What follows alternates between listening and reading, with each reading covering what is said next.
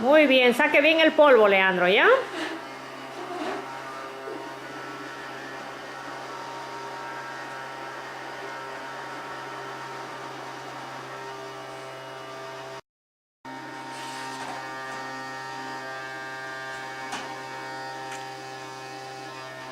Vamos, sigue aspirando.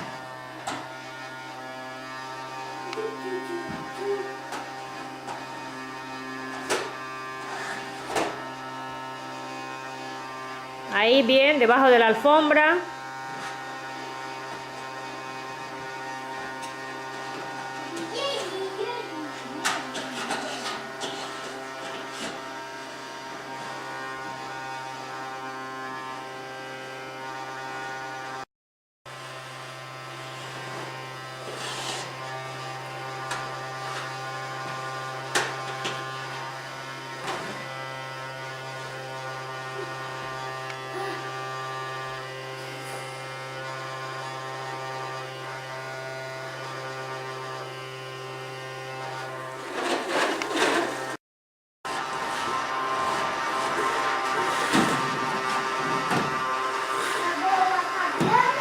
Eso, la pelota también, el resbalín hay que limpiar bien.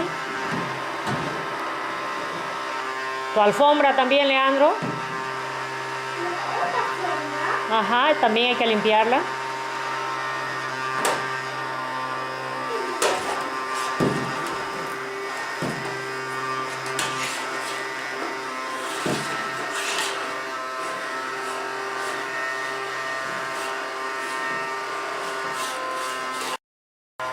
Ok, quiere seguir aspirando.